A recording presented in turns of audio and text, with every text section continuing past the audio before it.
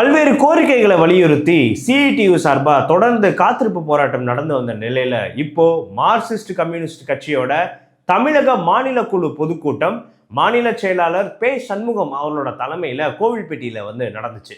இந்த கூட்டத்துல தமிழக திமுக அரசோட தொடர்ந்து தொழிலாளர்களுக்கு விரோதமான நடவடிக்கைகள் எல்லாத்தையுமே பட்டியலிட்டு இதற்கு எதிராக தீர்மானங்களை நிறைவேற்றியிருக்காங்க.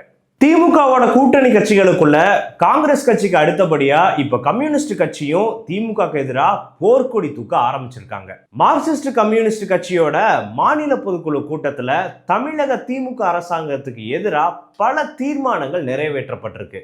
இந்த சம்பவத்தினால திமுகவோட கூட்டணி கட்சிகளுக்குள்ள ஒரு சலசலப்பை ஏற்படுத்தியிருக்கு. ஓய்வு பெற்ற தொழிலாளர்களுக்கு அவங்களுக்கான ஓய்வு கால சலுகைகள் உரிய காலத்துல வழங்கப்படாது, அவங்களுக்கான அகவிலைப்படி உயர்வு, அவங்களுக்கான மருத்துவ காப்பீடு, ஓய்வூதிய காப்பீடு, இதுல எல்லாம் இருக்கக்கூடிய குளறுபடிகள், வருங்கால வைப்பு நிதி இன்னுமே பலரோட கணக்குகள்ல செலுத்தப்படாம இருக்கிறது, இப்படி இருக்கக்கூடிய பல விவரங்கள்ல திரட்டி இந்த தமிழக திமுக அரசை கடுமையா விமர்சனம் பண்ணி நாங்க ஆட்சிக்கு வந்ததுக்கு அப்புறமா பழைய ஓய்வூதிய திட்டத்தை ஊழியர்களுக்காக அமல்படுத்துவோம் அப்படின்னு தங்களோட தேர்தல் வாக்குறுதியில திமுக சொன்னாங்க. ஆனா இப்ப அவங்க ஆட்சிக்கு அதை அமல்படுத்தவே இல்லை. இப்படி மாதிரியான குற்றச்சாட்டுகளை தங்களோட கூட்டணி கட்சியாவே இருக்கக்கூடிய கம்யூனிஸ்ட் கட்சியே திமுக மேல கடுமையா அவங்களுக்கு எதிராக தீர்மானம் நிறைவேற்றியிருக்காங்க அவங்களோட அந்த பொதுக்குழு கூட்டத்துல.